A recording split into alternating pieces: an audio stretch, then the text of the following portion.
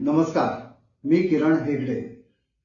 महाराष्ट्र नवनिर्माण सेनेचे प्रमुख राज ठाकरे यांचे ठाणे कळवा पट्ट्यात नुकतंच झालेलं भाषण ऐकलं। कधी नव्हे तर या निवडणूक प्रचारात राज ठाकरेंनी आपला पक्ष फोडला, आपला पक्ष चोरला, आपलं चिन्ह चोरलं असे म्हणत आदळ आपट करणारे राष्ट्रवादी काँग्रेसच्या शरदचंद्र पवार गटाचे प्रमुख शरद पवार आणि शिवसेनेच्या उद्धव बाळासाहेब ठाकरे गटाचे प्रमुख उद्धव ठाकरे यांना चांगलीच चपराक दिली। शरद पवार यांनीच पहिल्यांदा फोडाफोडीचे राजकारण या महाराष्ट्रात सुरू केलं असं राज ठाकरे म्हणाले। बहुधा ते खरंच असावं। अलीकडच्या काळात इतिहास पाहिला तर ती पहिलीच नोंद आहे। 1978 साली या शरद पवारांनी काँग्रेसचे दिग्गज नेते आणि तेव्हाचे मुख्यमंत्री वसंतदादा पाटील यांचं सरकार पाडत एका रात्रीत विरोधी पक्षांबरोबर हातमिळवणी केली, पुलतचे सरकार स्थापन केले। वयाच्या 38व्या वर्षी झालेले तरुण मुख्यमंत्री म्हणून महाराष्ट्राच्या राजकारणात त्यांच्या नावाची नोंदही झाली। पण त्याच वेळेपासून शरद पवार या राजकीय नेत्यावर राजकारणातल्या बहुतांश नेत्यांनी फुल्या मारल्या। चोरों के भी उसूल होते हैं या उक्तीप्रमाणे शरद पवार यांनी वसंतदादांचा ज्या प्रकारे घात केला तो तेव्हाही अनेकांना रुचला नाही आणि आजही रुचत नाही। तेव्हापासूनच शरद पवार यांना राजकारणातले अत्यंत धूर्त, कावेबाज आणि घातकी व्यक्तिमत्व म्हणून ओळखले जाते। शरद पवार यांच्या गोटात याला राजकारणातले डावपेच असे जरी संबोधले जात असले तरी सध्याच्या राजकारणातल्या दुर्दशेची बीजे ही तेव्हाच पेरली गेली होती हे लक्षात घेतले पाहिजे। राज ठाकरेंनी आपल्या भाषणात शरद पवार यांनी फोडाफोडीचे राजकारण कसे सुरू केले हे सांगताना हा किस्सा सांगितला खरा, पण तोच किस्सा सांगण्यासाठी शरद पवार यांचे पुतणे अजित पवार मात्र दगावले नाही। कदाचित सहानुभूतीच्या वावटळीत आपण भरडले जाऊ नये म्हणून सावधगिरीचा मार्ग त्यांनी अवलंबला असावा। गेली 35 वर्ष अजित पवार शरद पवार यांच्या नेतृत्वाखाली त्यांच्या प्रत्येक व्यूहरचनेवर मम म्हणत होते। मात्र भाजपा प्रणित महायुतीच्या सरकारमध्ये सामील होताना राष्ट्रवादी काँग्रेसवर दावा करताना त्यांनी काकांच्या फोडाफोडीची ही दगाबाजी माध्यमांसमोर कधीच मांडली नाही। किंबहुना आता लोकसभा निवडणुकीतही जेव्हा पुतण्याविरोधात काकांनी आपले पूर्ण खानदान उतरवलं तेव्हाही अजितदादांनी याबाबत मौनच पाळलं।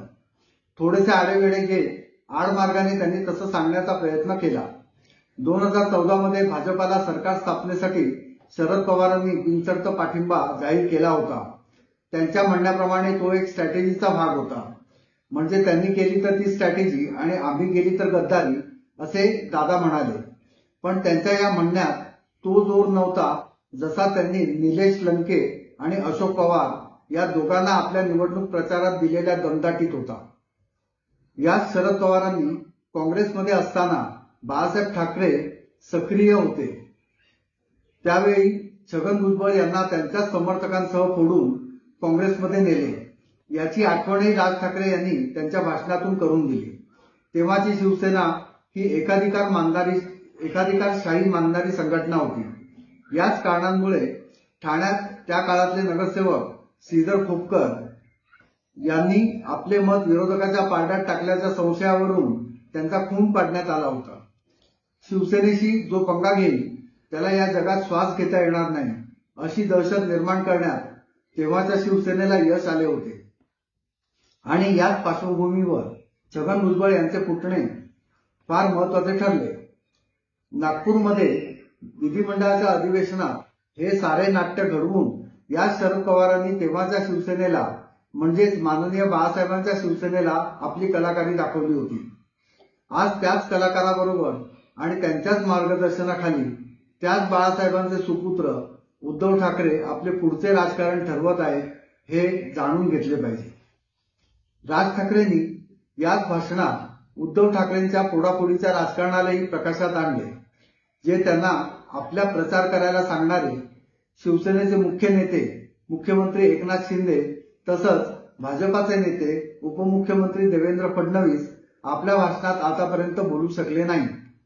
राज ठाकरे म्हणाले की याच उद्धव ठाकरेंनी मुंबई महापालिकेच्या मागच्याच निवडणुकीनंतर आपल्या 7 नगरसेवकांपैकी 6 नगरसेवकांना खोके देऊन आपल्या पक्षात घेतले. त्यांनी माझ्याकडे मागितले असते तर मी त्यांना ते असेच देऊन टाकले असते. राज ठाकरेंचा हा मुद्दा अत्यंत मार्मिक आहे. आपल्याला मुंबई महापालिकेमध्ये पूर्ण बहुमत मिळावे याकरता याच उद्धव ठाकरेंनी मनसेचे 6 नगरसेवक फोडून कॅमेरासमोर त्यांच्या हाताला शिवबंधन बांधले होते.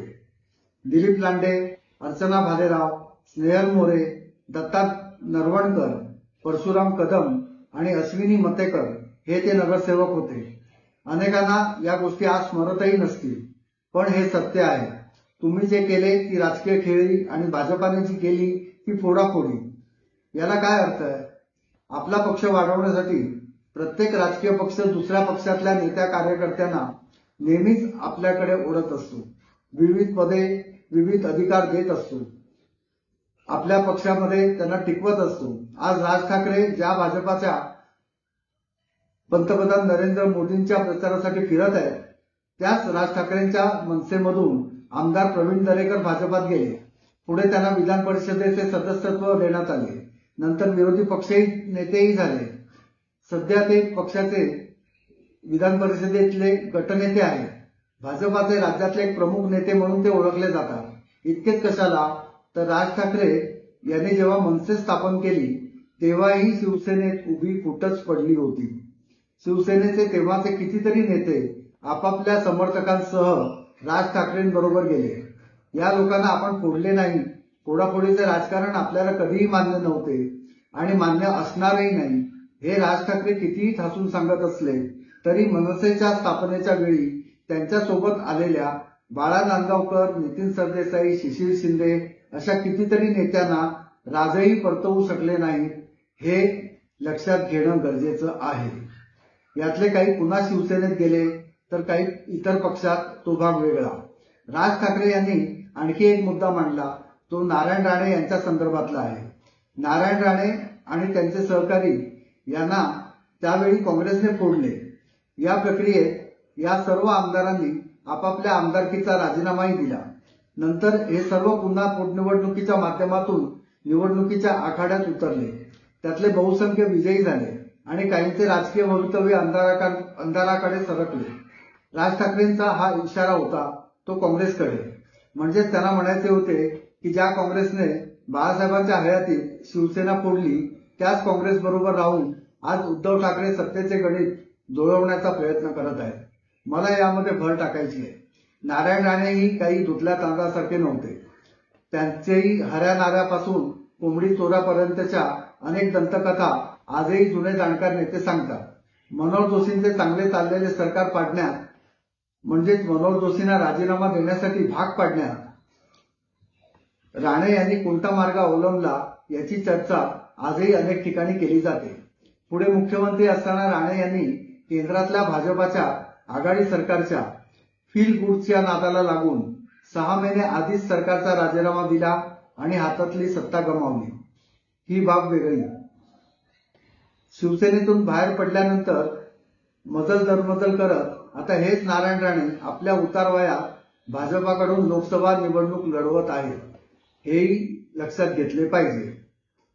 याच राज ठाकरेंनी त्यांच्या भाषणात त्यांनी शिवसेनेच्या उपनेत्या आणि प्रवक्त्या सुषमा अंधारे यांचा एक जुना व्हिडिओ दाखवला. त्यामध्ये सुषमा अंधारे माननीय बाळासाहेबांना म्हातारा म्हणत कसे हिणवत आहेत हे राज यांनी दाखवून दिले. सुषमा अंधारेंनीही लगेच आपापली बाजू मांडताना ती आपली पूर्वीची भूमिका होती हे स्पष्ट केले. सुषमा अंधारेंनीही लगेचच आपली बाजू मांडताना ती आपली पूर्वीची भूमिका होती हे स्पष्ट केले. त्याचबरोबर त्यांनी राज ठाकरे सुपारी घेत कशी भाषणे करतात हे दाखवण्याचाही प्रयत्न केला. राज ठाकरेंनी आज पंतप्रधान नरेंद्र मोदी यांना पाठिंबा जाहीर केला असला तरी याच मोदींवर त्यांनी कशी जहरी टीका केली होती याची आठवण अंधारेंनी करून दिली. प्रत्यक्षात पाहिले तर अंधारेंचे म्हणणे उजेडात ऐकण्यासारखेच आहे. आज राजकीय सारीपाटावर वावरणारे प्रत्येक नेते, मग ते कोणीही असो, प्रत्येक जण आपापल्या सोयीप्रमाणे आपली राजकीय भूमिका बदलत आहे आणि तसे करताना त्यांनी कोणत्याही भावनिक गोष्टींना यामध्ये आणलेले नाही। आई बाप, सासू सासरे, काका पुतणे, भाऊ बहीण अशी सर्व नाती नात्याच्याच ठिकाणी ठेवत या साऱ्या नेत्यांनी दाखवून दिले आहे की राजकारणात कोणी कधीही कोणाचा कायम शत्रू नसतो आणि मित्रही। इतिहास तसाच सोयीनुसार इतिहास जमा केला जातो आणि सर्वसामान्य लोक नेत्यांमधल्या अभिनेत्याकडे पाहत राहतो। नमस्कार।